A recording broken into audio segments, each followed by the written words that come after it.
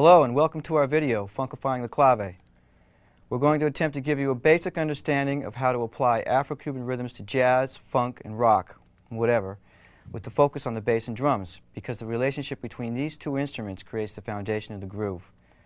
Also, the key to understanding and playing these types of grooves comes from each player knowing what the other is doing. So when you see how both parts work together, it's possible to develop a feel for the rhythmic relationship that occurs in this type of music. And hopefully this will inspire you to funkify your own grooves regardless of what instrument you play. Now, it's not our goal to provide you with a complete and definitive background in traditional Afro-Cuban music. We're using the music as a departure point without losing sight of the past. For a more in-depth analysis of Afro-Cuban music, we recommend Ignacio Borgero's video, Mastering the Art of Cuban Drumming, Giovanni Hidalgo's video, Congo Virtuoso, which he did with Changuito. These are both available from DCI Music Video. Also, Frank Malabé's book with Bob Weiner, Afro-Cuban Rhythms for Drum Set, available from Manhattan Music DCI. Most of the material we're going to cover can also be found in our book, Funkifying the Clave, published by Manhattan Music Warner Brothers. You've read the book, now see the movie. Bienvenidos a todos a nuestro video Funkeando la Clave. Vamos a presentar varios ritmos afrocubanos y a mostrar cómo se puede aplicarlos a otras formas contemporáneas de música, la música sumamente el jazz, el funk y el rock.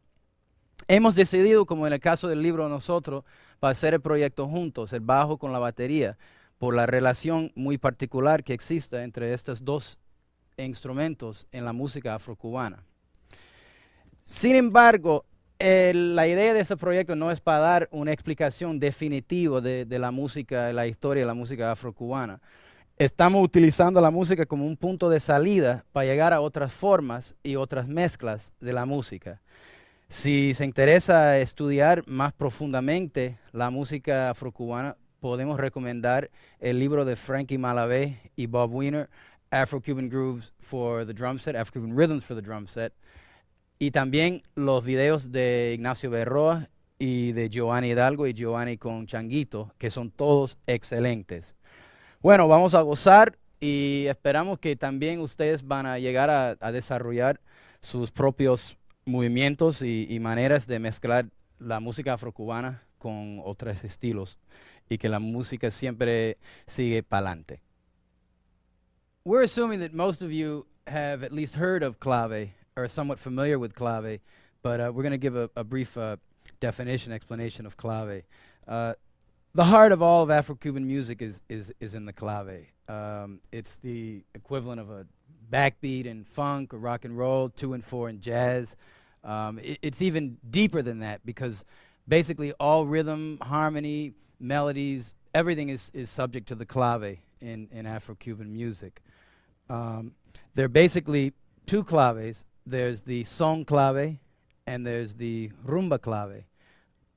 It's a 2-measure, if you're thinking in cut time, it's a 2-measure pattern. It's interchangeable. By interchangeable, I mean that there's 2 hits in the first measure and 3 in the second, or there would be 3 in the first measure and 2 in the second. And that by that we mean we refer to 2-3 clave or 3-2 clave. So I'll show you now 3-2 son clave. 1, 2, 1, 2, 3, 4.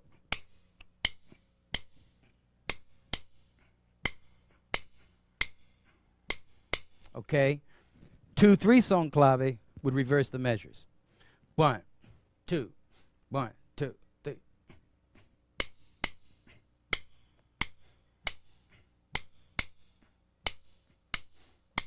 Okay, the rumba clave displaces the third hit in the 3 part of the bar. You'll hear it. It'll be clearer that way. I'll show you now 3-2 rumba clave. 1, 2, 1, 2, 3, 4.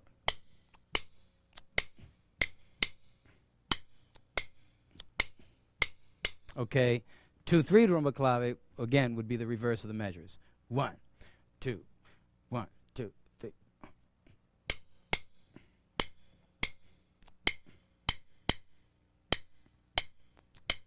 Okay, crossing the clave means playing the clave in the wrong side. In other words, playing a 3-2 clave in a section that asks for 2-3 clave. To understand that, there's no substitute for listening to the music. It's the same thing as turning the beat around in jazz. It's something that you feel, and that it becomes intuitive what side of the clave a certain figure is played, a certain song is played, a certain part of a song is played. And as I say, really listening to the music is what will facilitate your understanding of the clave. Yo estaba dando una explicación rápido de la clave, que yo estaba explicando la diferencia entre la clave del son, la clave de la rumba, que no hay una sustitución por entender la clave, solo hay que escuchar música para conocerlo y para aprenderlo. ¿Y qué quiere decir tocando cruzado? Todo eso viene de escuchando la música, porque es la corazón de la música afrocubana. Afro-Cuban music is a marriage of African drumming, dance, and songs with European harmony and instruments. It was an integration that was developed in the course of this century by the great band leaders of Cuba and Puerto Rico. And the result was a huge variety of grooves and dances, which are known in the U.S. as salsa. The typical salsa rhythm section consists of congas, timbales, bongo, bass, and piano. And the heart of the ensemble is the bass tumbao. It's a repeated figure that creates the groove. It could also be played on the conga, which is also known as a tumbadora. Se puede decir que la música afrocubana es una matrimonio entre bailes, tambores, ritmos africanos con instrumentos, armonías europeos. Fue desarrollado principalmente en Cuba, y en Puerto Rico y Nueva York, que el resuelto fue una gran variedad de estilos y de bailes que en Estados Unidos se conoce como la música salsa. La sección rítmica de la música salsa normalmente tiene congas, timbales, bongo, bajo y el piano. Al centro, la corazón de este conjunto es el tumbao del bajo, que es una figura repetido donde se crea el groove, y se puede tocar en el bajo o en la conga, que se conoce también la conga como la tumbadora. Now we're going to play for you some basic tumbaos of various styles and tempos. Robby's going to accompany me on the congas, cascara, and bell rides. This first example is just a very basic traditional tumbao. Notice that I don't start on the downbeat. After a beat and a half, I start on the fifth of the chord, and walk up and walk down. And this is very typical of this type of tumbao. 1, 2, 1, 2, 3.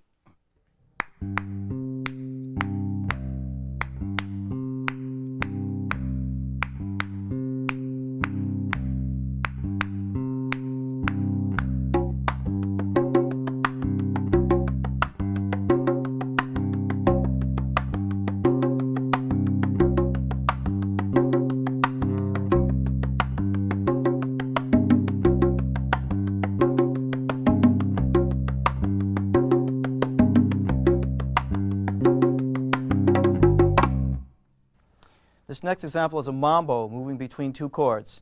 Also a very typical sort of tumbao. I'm going to play in the key of C to B flat. And if you notice, I'm going to be playing on the upper part of the bass rather than the lower part of the bass, just to get the thicker sound of the thicker strings, you know, to get it more of like a typical woody tumbao sound. Here we go. 1, 2, 1, 2, 3.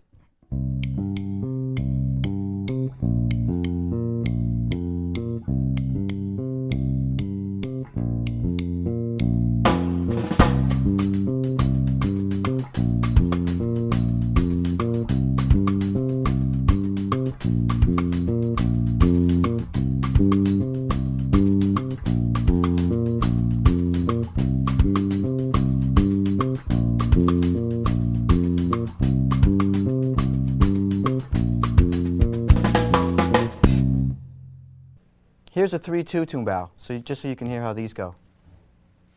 1, 2, 1, 2, 3.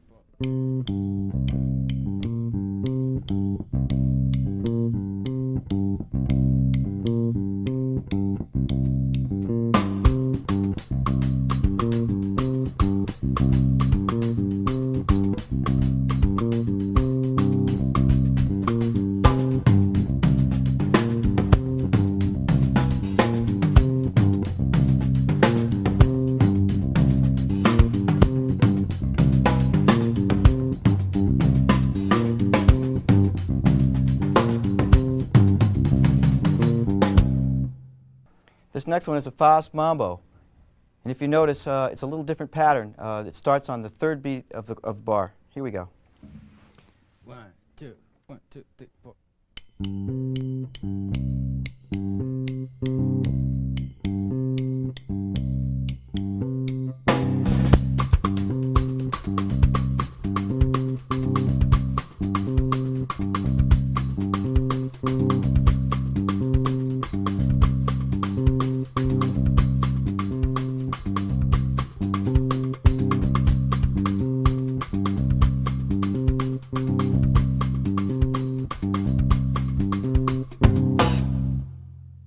Here's another tumbao that vamps between two chords. This is a sol montuno, going from C to B flat. 1, 2, 1, 2, 3, 4.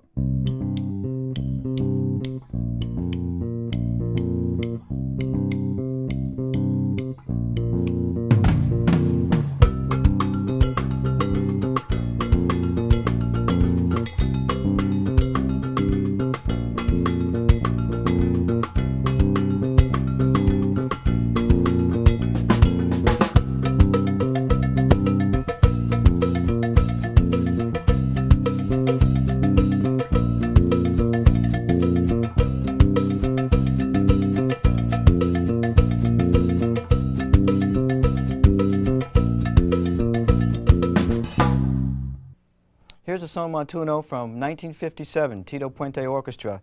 It was played by Evaristo Barro, also known as Guajarón. Here we go. 1, 2, 1, 2, 3.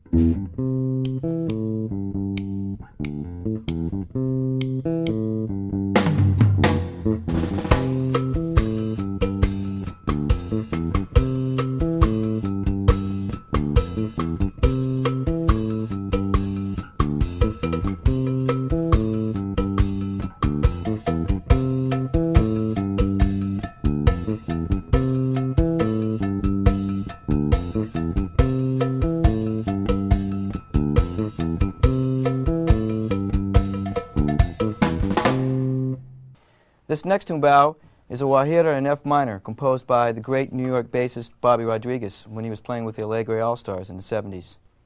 Here we go. 1, 2, 1, 2, 3, 4.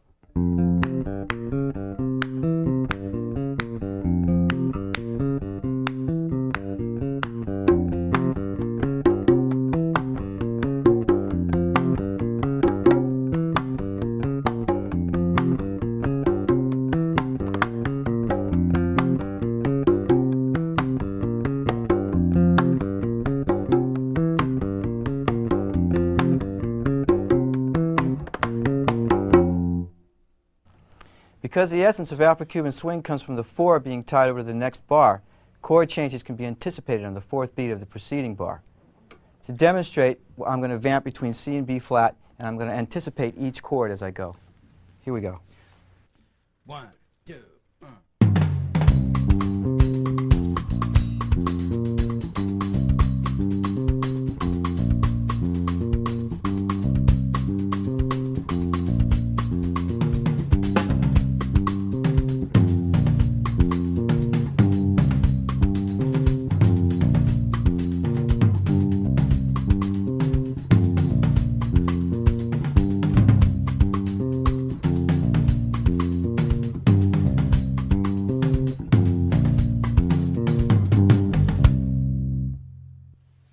Now if you notice, when I'm crossing over on the strings, instead of barring with one finger, I'll play each fret with one finger, like this. Instead of barring with that's just the way that I do it. It makes for a smoother transition between the notes. Usually in a lot of tumbaos, it's good to connect the notes together as much as you can, rather than play short staccato notes.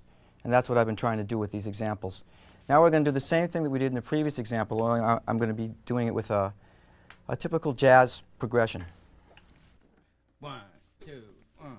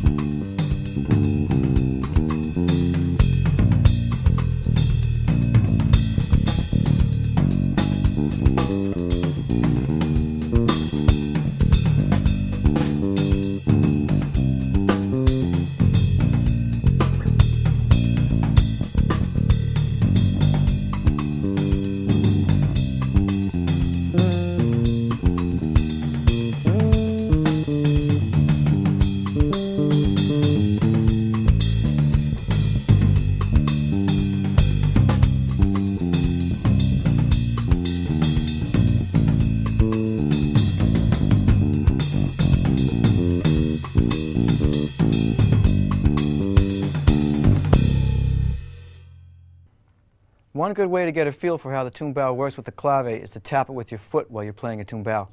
I've seen this done by Bobby Rodriguez and a few other guys on stage. Sometimes they even do it with their mouths.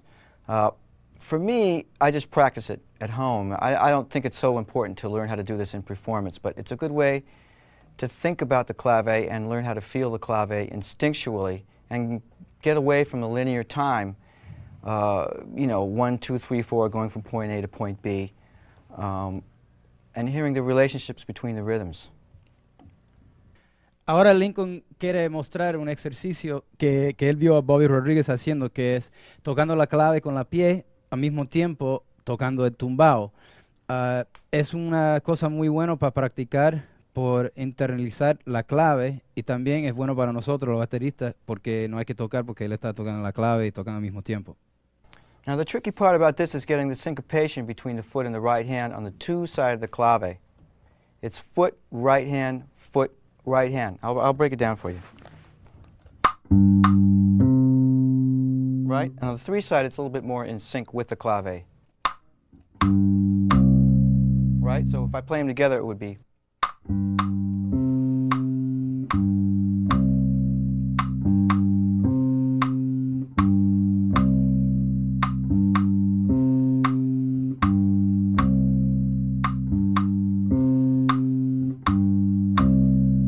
Now a little faster.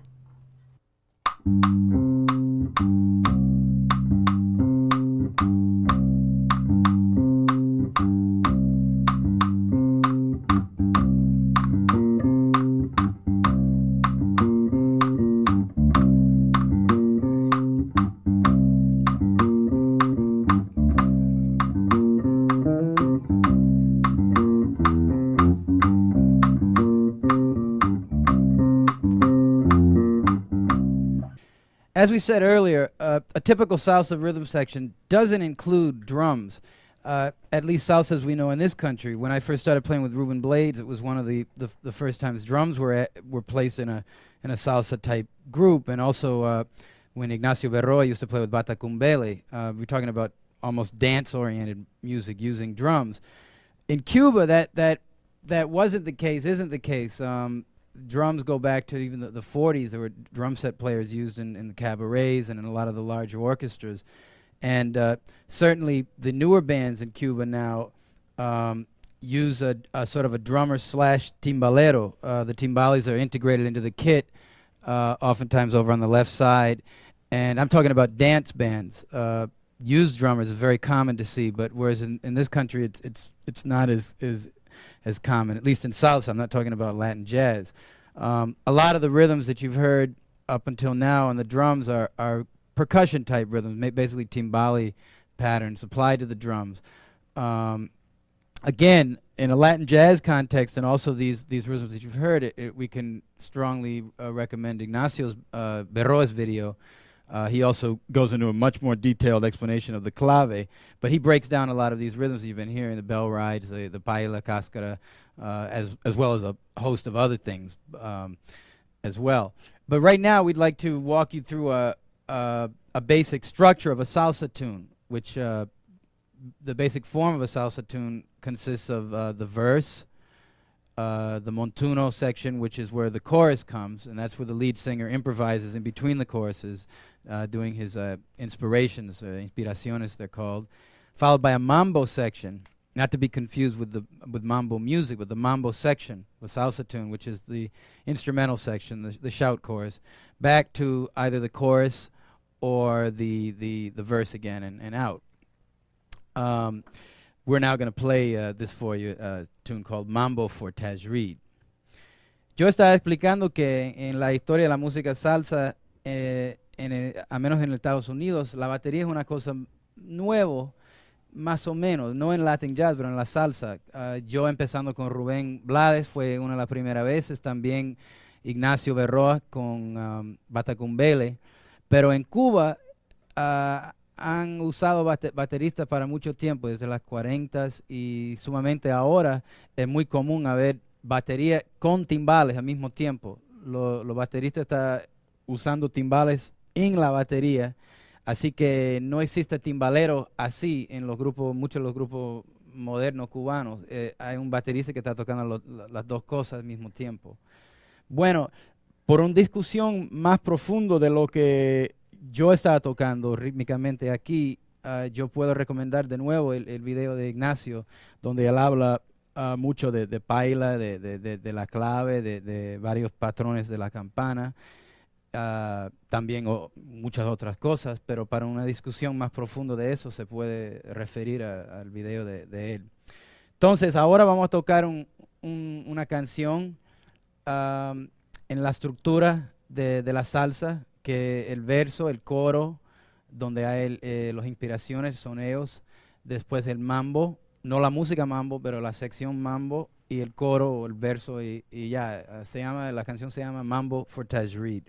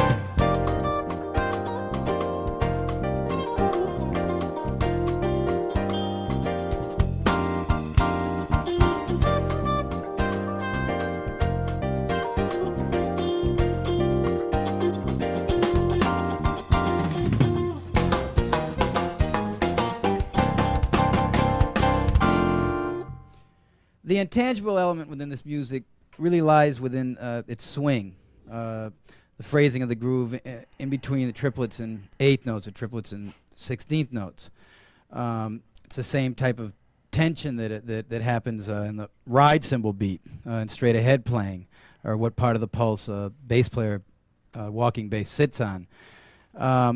Every music has its own swing. I mean, talk about Viennese waltzes, you can talk about really any kind of music, and this is again where we have to say that listening is no substitute. But there just as a drummer, Elvin Jones, Tony Williams, everybody has their own identifiable ride cymbal beat. With the cascara, there's a lot of ways of playing it, and with all these rhythms, depending on how you phrase it. Again, it's this tension of between the triplets and 16th notes, because If you think about it, really the triplets or 16th notes are a pretty arbitrary description of these rhythms, because most of these rhythms come from Africa, and there's really not a differentiation. You say, well, this is a 16th note, this is a triplet. And one example that I always like to give is a sort of Brazilian 16th notes. You're probably wondering what, referring to Brazilian music in an Afro-Cuban video, but I think it's a good example. I think it's pretty clear that when you talk about the differences between the feel and the 16ths and the triplet. So if you were to play straight 16th notes, say accenting the last 16th note and all the and on the beats, in a very strict 16th note, it would sound like. Okay. Now, if we were to play those as triplets, this is right, left, hand to hand. If we're playing as triplets, sort of a flam triplet type thing, we would have.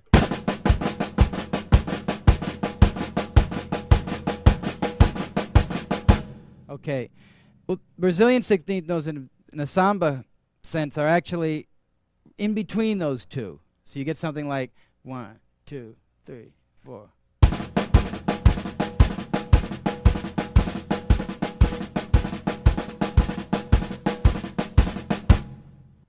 Yo estaba hablando de la importancia del swing de esta música, la timba, la facilidad de frasear entre las semicolcheas y tresillos, y es como la misma tensión que existe en la música de jazz, con el platillo donde se pone los golpes, que a veces no se puede escribir porque tiene que ver con swing.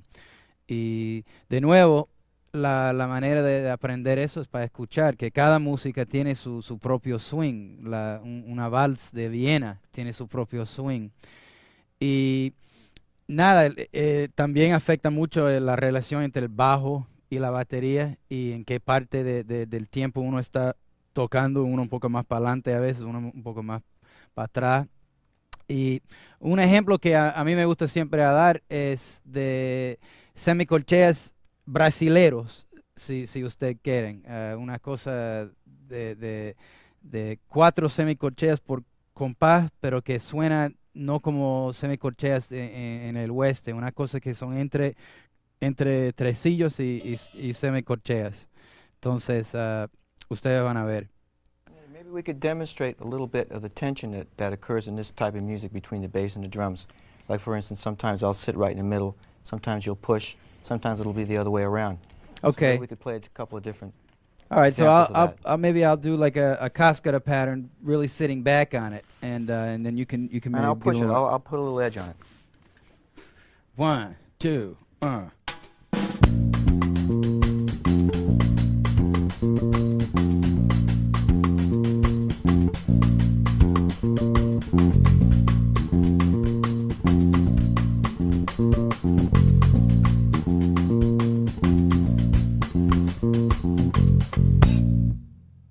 Okay, and now we could try the opposite thing. Right. I'll make it more tight and on top, and you can lay back and I'll on sit it. in the middle and make the notes a little longer. And Okay. Okay. 1, 2.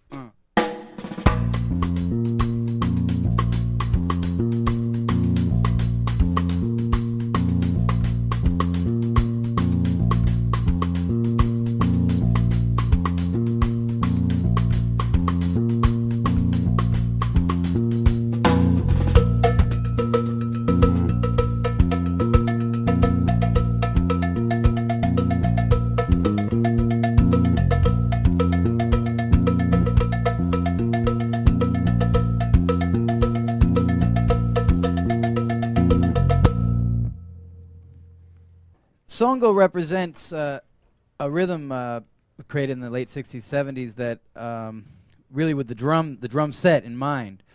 It was developed, elaborated considerably by Changuito, Jose Changuito Quintana, and also the leader of Los Van Van, Juan Formel.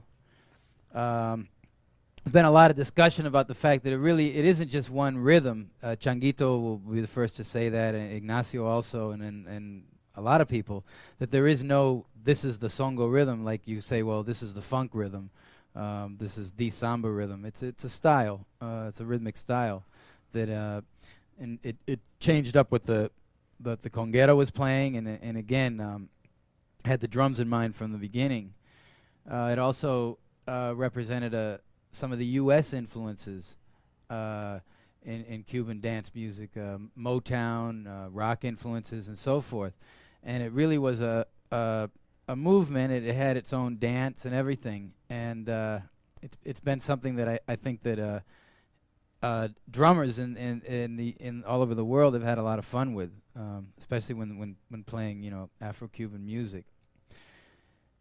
Yo estaba diciendo, hablando del songo, que para mí el songo representa un estilo como desarrollado por Changuito, Juan Formel, y que es un ritmo que estaba pensando en la batería desde en primer lugar. También afectó las congas, el bajo, como vamos a ver con Lincoln, y yo creo que representó algunas influencias de Estados Unidos por la música bailable popular cubano, como influencias de funk, de Motown, de rock and roll, etcétera. Y la cosa importante para decir, como ha dicho Changuito muchas veces y Ignacio, que no es un solo ritmo, que hay una manera, eso es el ritmo songo, es más un estilo donde se puede hacer muchas diferentes cosas y se puede desarrollar a muchos diferentes movimientos y estilos. Lincoln ahora va a hablar de la función del bajo en el songo, que representa para él el songo. Bearing in mind what Robby said about the songo and outside influences coming in, for the bass, it just made it a much more free and open style, breaking out of the traditional 2-bar patterns into 4-bar, 8-bar patterns with a lot more filling, a lot more improvising and interplay between the instruments. So, as Robby's playing his songo examples, I'm also going to play like a regular dance tumbao and sort of stretch it into more songo-like lines. And it's really like, songo is like an attitude. It's like something that's sort of permeated into all modern salsa music, even the dance music. So Lincoln and I are going to start just jam for a little while in a songo-type groove. I'm going to be orchestrating it around the kit, the tom-toms, cowbells, just using a lot of influences I've heard people playing songo. Obviously, Changuito, Ignacio Berroa, also the great Horacio El Negro Hernandez gave me lots of ideas also with the songo. Entonces vamos a tocar un poco varios movimientos del songo ahora, yo con Lincoln, y que representa varias influencias del songo que yo he escuchado, como de Changuito, de Ignacio Berroa, de Horacio El Negro Hernández. Y bueno, ahora vamos a ver. 1, 2, 3.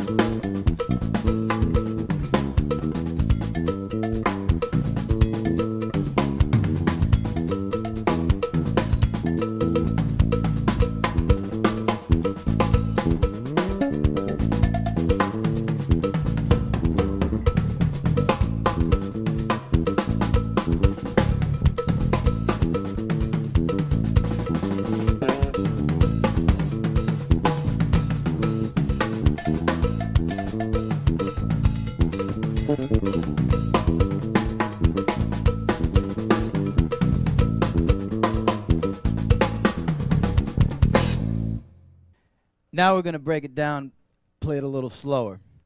Ahora vamos a tocarlo un poco más despacito. 1, 2.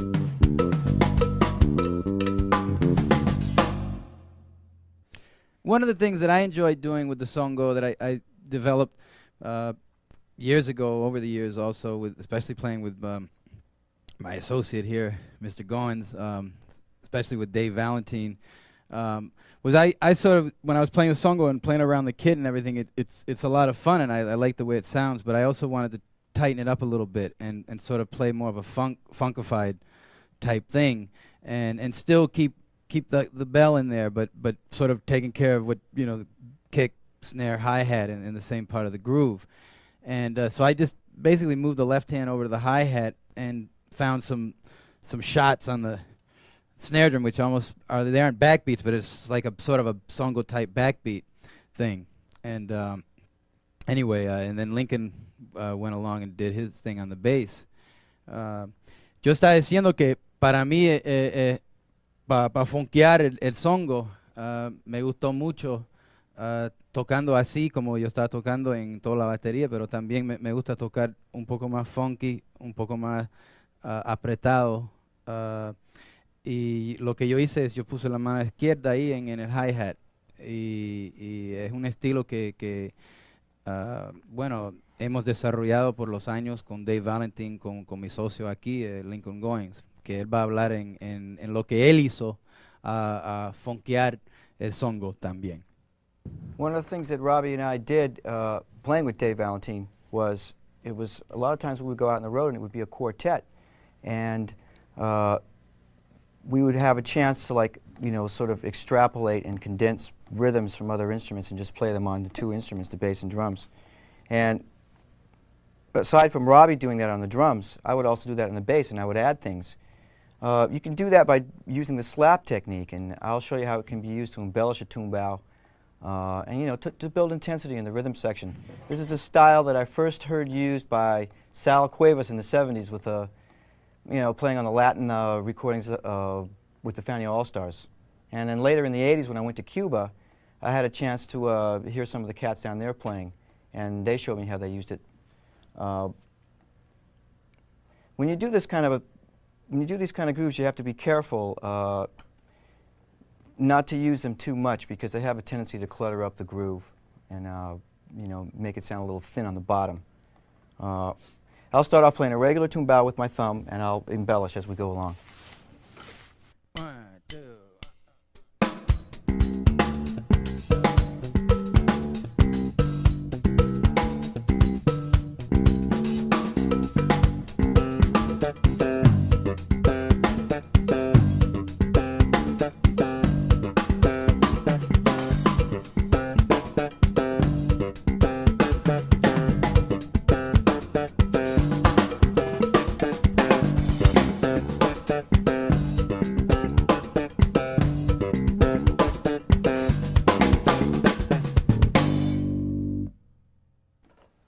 All the songo grooves we've done so far have been in 2/3. Here's one in 3/2.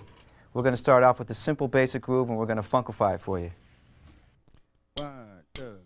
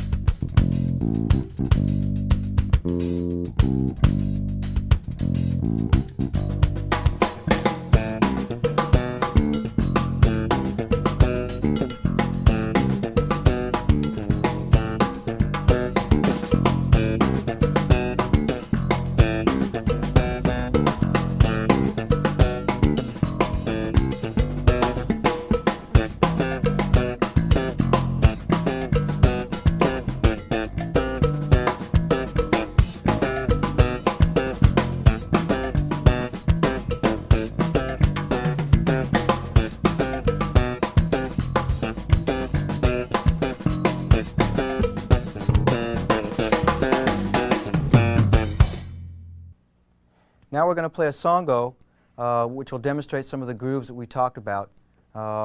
This is going to be a trio tune with our friend Bill O'Connell. It's basically some of the ideas that we've developed over the years as a rhythm section for Dave Valentine.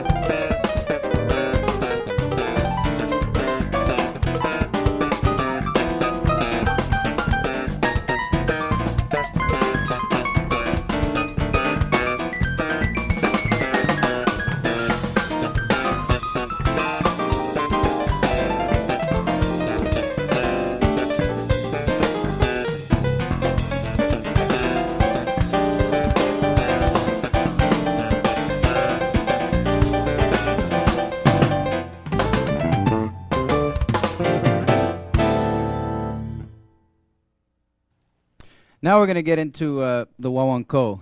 The guaguancó is one of three forms of the rumba originating in Cuba. The three forms being the yambú, the guaguancó, and the columbia. We're going to be concerned with the guaguancó. Basically, the rumba form was developed in the last century in Cuba after the abolition of slavery. A lot of the slaves moved to the urban centers of Havana, Matanza, and began creating the rumba, which primarily was played on conga drums, voice, stick pattern, and of course the dancers, because this is all to accompany dancers. A lot of people think of the rumba as something folkloric. It's not really folkloric. In fact, it's popular. I think that in this country, when you talk about popular, you speak about something being commercial, and folkloric, something being sort of pure, historical. But in Cuba, that's not really true, I don't think, for the guaguancó, because when you say that, you're implying that it's something archaic, that for anthropologists to study, and it's not at all. The rumba is constantly developing, is changing. It's very much alive. It's a popular art form.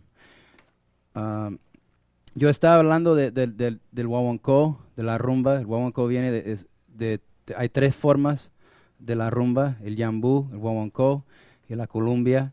Pero nosotros vamos a mostrar el guaguancó, y que el guaguancó es una cosa, la rumba es una cosa desarrollada en Cuba, principalmente en La Habana, Matanzas, y que es una música que no es folclórico, es una música popular, que no es una cosa arcaico, no es una cosa que para los antropólogos es más una cosa que sigue viviendo, sigue desarrollando, y que la rumba es una forma así, que normalmente son tres tumbadoras, la guagua de palos, la voz, y siempre acompañando el baile de la rumba. So I'm now going to demonstrate a basic guaguancó on the congas. Again, there's a million variations of these parts. Obviously, you check out Giovanni's videos and just listen to the music if you want to get more into the variations. And Mr. Goines going to help me out. He's going to play clave. This time he's going to play with a stick, not with his foot. So first, this will be the tumbadora part, the guaguancó.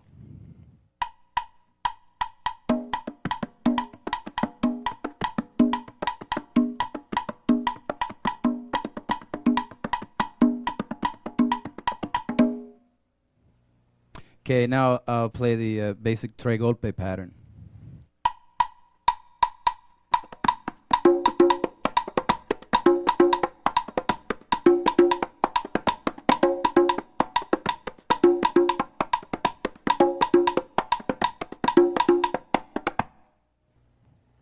Okay, you'll notice with the tres golpe that it's normally played contra clave, which means that the ging is not on the three side of the clave. It's not the ga. It answers the three side of the clave. And then of course the other drum involved in the rumba and the guaguancó is the quinto, and he solos over this rhythm, basically following the dancer. And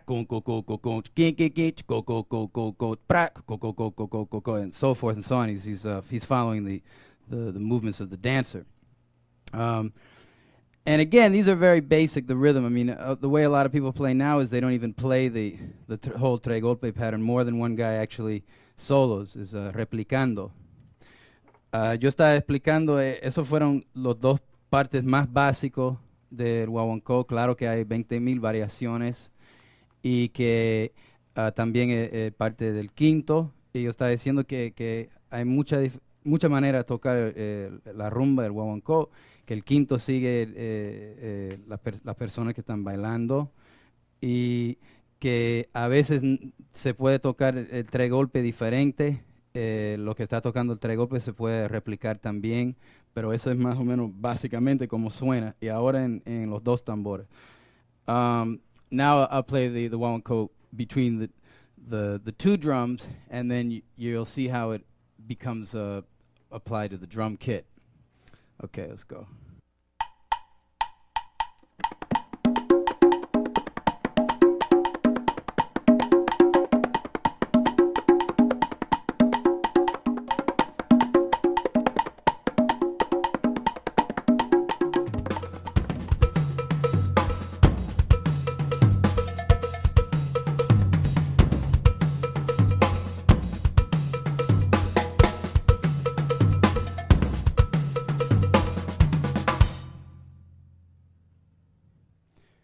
So that was an idea of one of the ways you could apply the Wawanko rhythms, the conga rhythms, to the drum kit.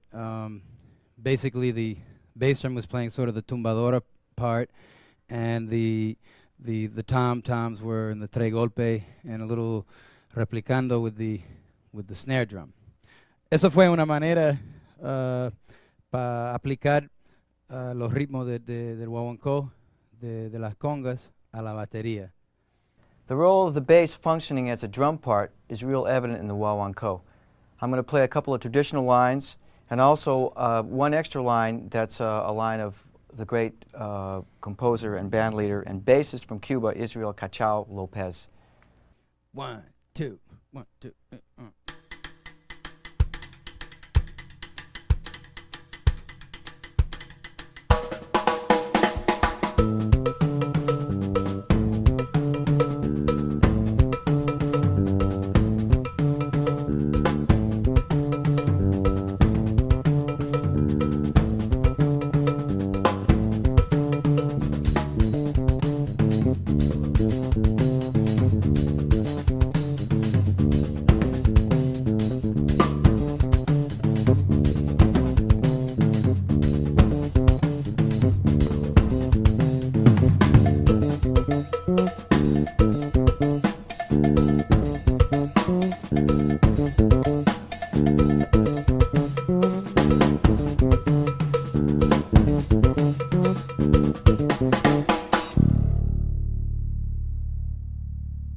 One of the things about the Wawanko, again, we're up to the part where we're funkifying it, is that you'll notice that that obviously the clave is being played, and that we found that you can apply this into a funk kind of a thing.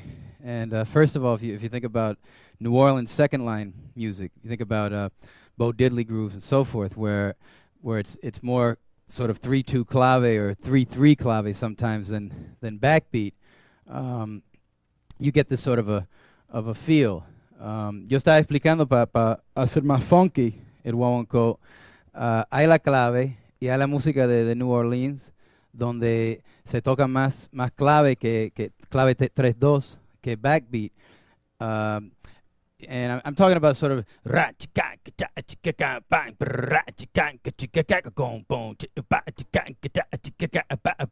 and so forth. So we're gonna play some sort of New Orleans type thing, and then we're gonna show how we move that with the Wawanko. Okay. 1, 2.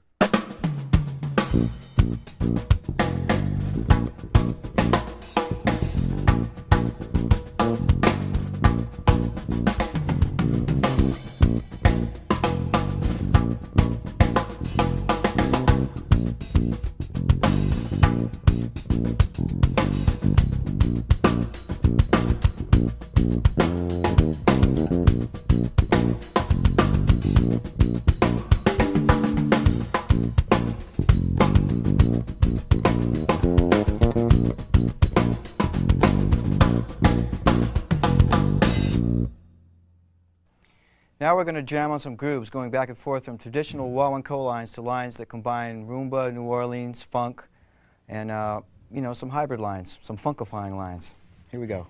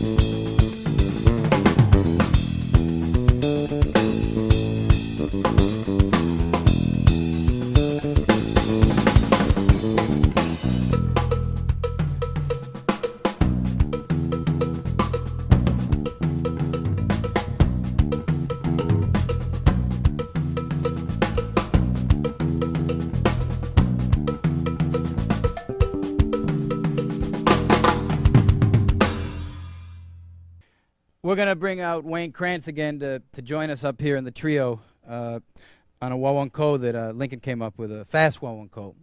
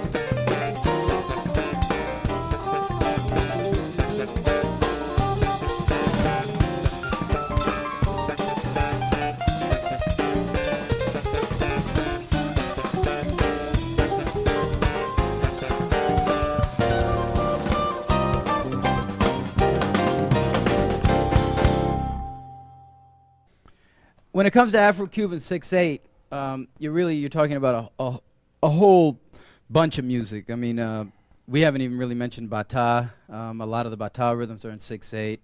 There's also other styles, African styles in Cuba. There's the more Congo styles. There's abacua, ñáñigo, arara. We haven't really gotten into any of this, and we really aren't going to because it's a whole other series of videos. But in any case, the 6/8 rhythm, we're going to give you sort of a basic feel of the 6/8 and show the different possibilities how you can play it, especially with time feels. Cuando uno está hablando del 6x8 afrocubano, es una cosa que se puede hablar de muchas diferentes formas de la música, de la bata, que no hemos mencionado todavía, también de la música abacua, arará, etcétera, que son muchos en 6x8. Pero nosotros vamos a dedicarnos solamente a un porción de un ritmo básico 6x8 y para mostrar las posibilidades en lo que se puede hacer con el 6x8. Ahora Lincoln va a hablar de eso. Robby and I composed a little 6/8 jam that's going to show how you can subdivide the 6/8 and go between various time fields. The 6/8 is great for that. It really lends itself to that kind of a thing. This particular jam is going to start out in a 6/8. We're going to go to a half-time jazz, back to a 6/8, then to a double-time jazz, to a 6/8, and then we're going to play like a shuffle, like a blues shuffle, back to the 6/8 again, then to a waltz, and then take it out. So here we go.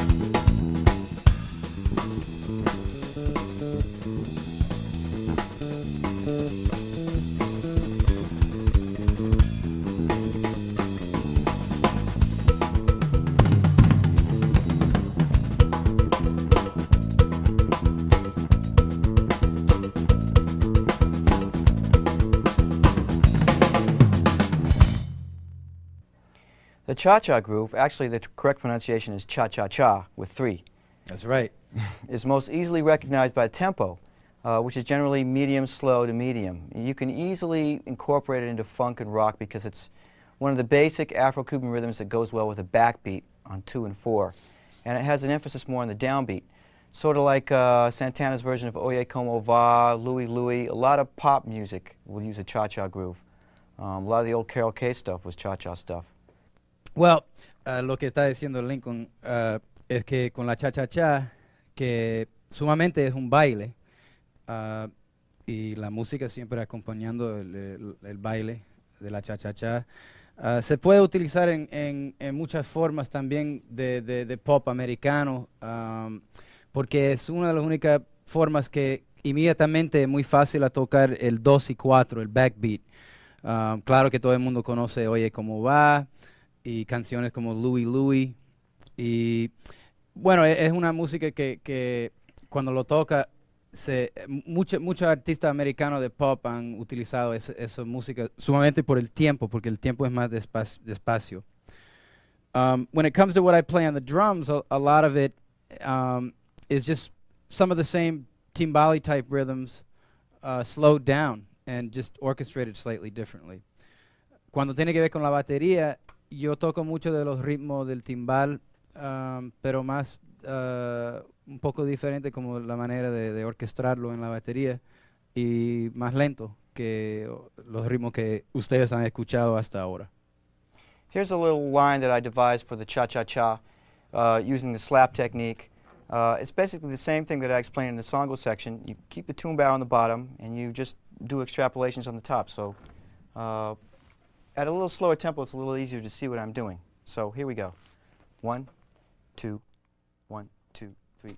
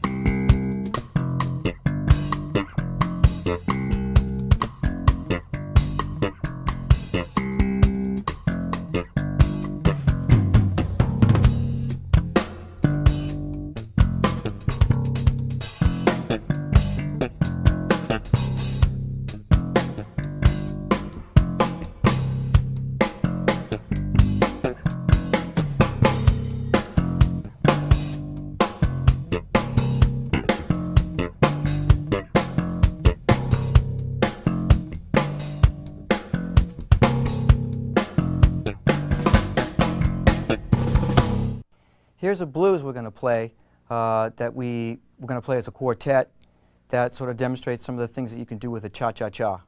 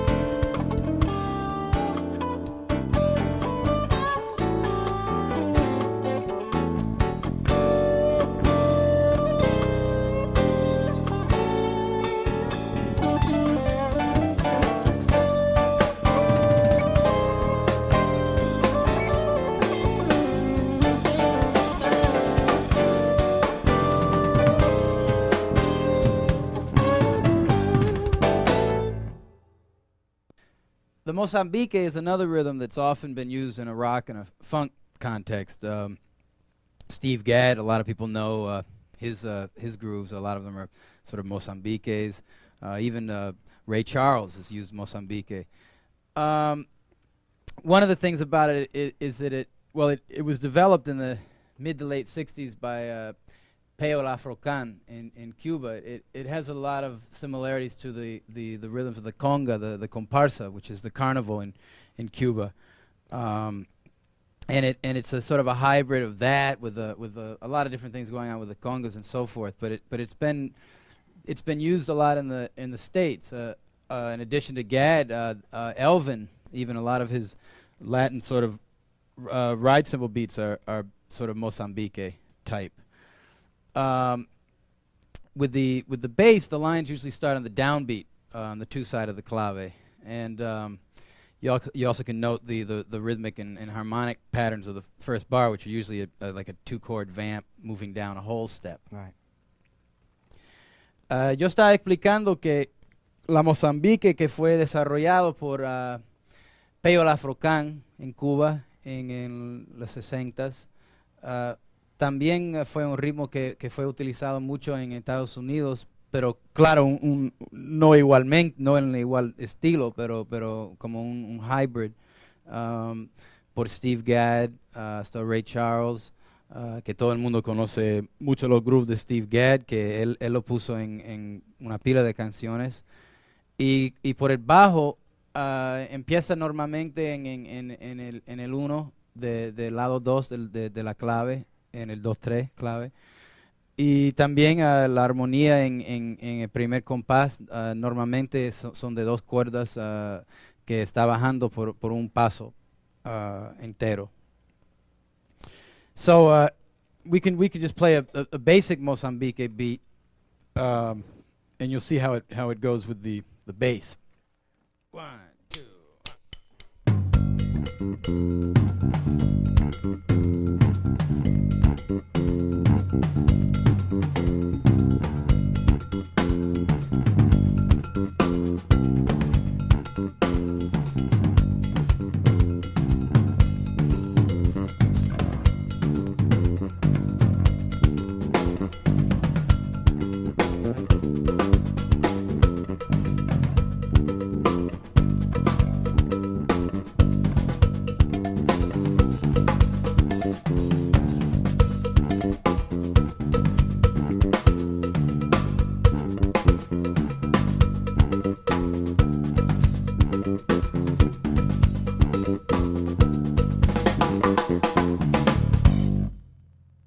Well, as we were talking about, the Mozambique can really be applied into a funk rock kind of a context. We're going to have Wayne Krantz come up here, do this as a power trio, guitar, bass, drums, a tune that we like to call Metal Mozambique.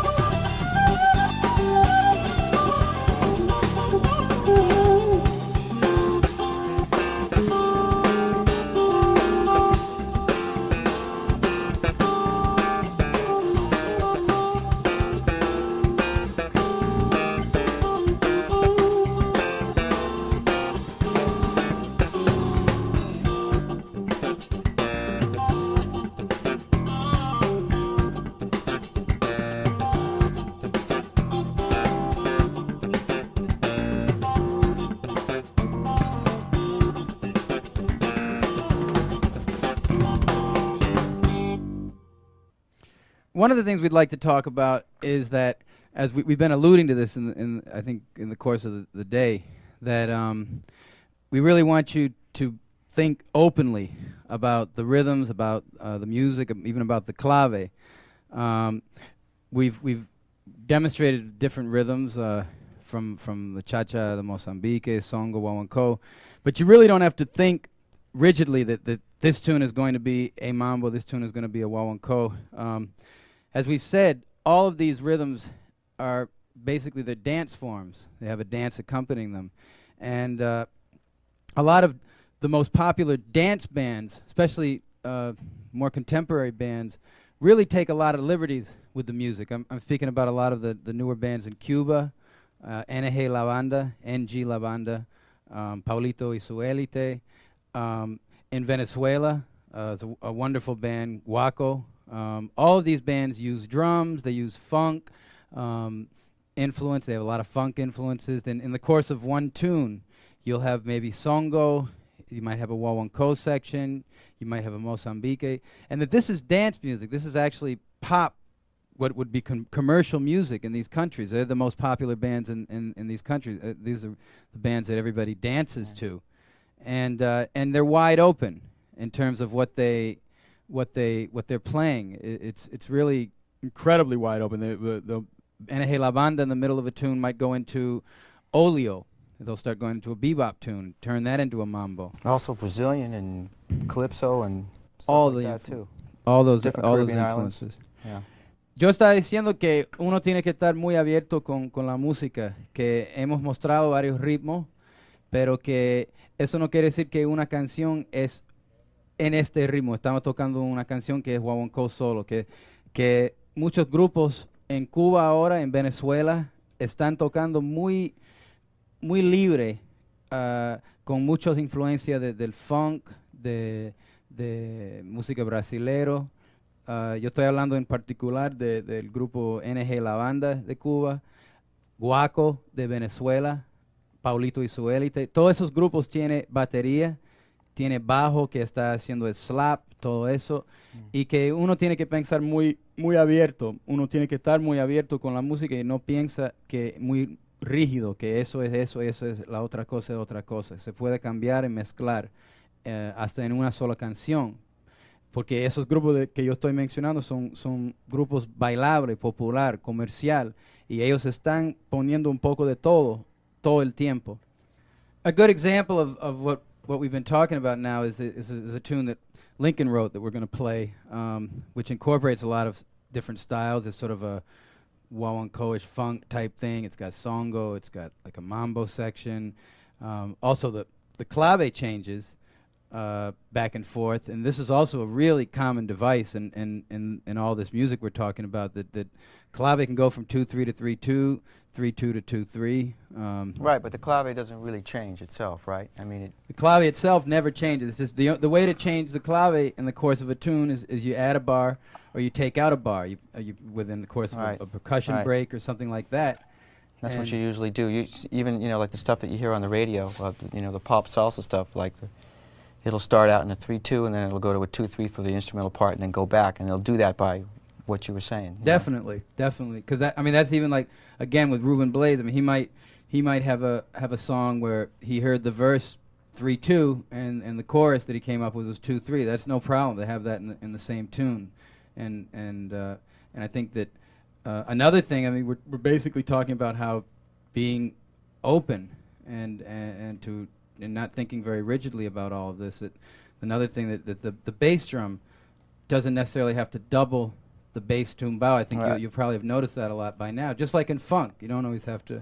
Yeah, especially when there's just when you're just working with the bass and the drums, and there's no other percussion instruments involved. Like, well, I'll play some parts. I'll take some of the percussion parts and I'll play it. You can really spread the groove out and make it like a puzzle, and that's what Robby and I have tried to do on a lot of the things that we're showing you. Definitely, and that a lot of that has to do with also playing when you play drums along with percussion. Drums in a percussion section. One of the things about Afro-Cuban music is you don't want to be doubling what somebody else is doing. If you have a timbale player playing cáscara, I'm not going to play cáscara if I'm playing along with a timbali player. Or if you have a conguero, I'm probably not going to do on the cross stick and tom-toms. It creates more dimension to the groove that way. Absolutely, yeah. There's a lot of different things you can do, you know, and what we've done is just some ideas for you, you know. Estamos hablando que también que una canción que escribió Lincoln, ahora que vamos a tocar, que también se muestra cómo se puede cambiar la clave, que la clave no tiene que estar siempre 2, 3, 3, puede estar 2, 3, 3, 2 en la misma canción. Es muy fácil cambiar la clave, solo tú tienes que añadir una compás o sacar una compás y ya tú puedes ustedes pueden cambiar la clave también.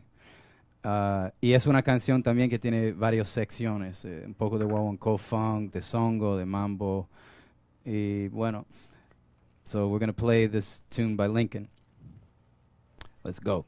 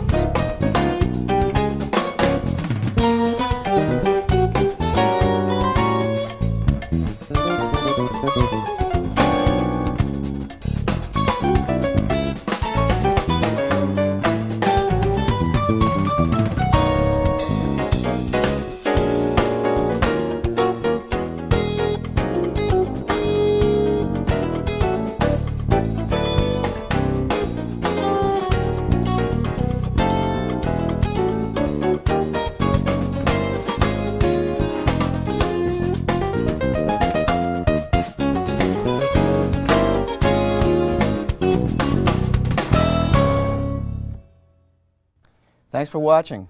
We want you to realize that there's many other Latin rhythms in the Afro-Cuban tradition.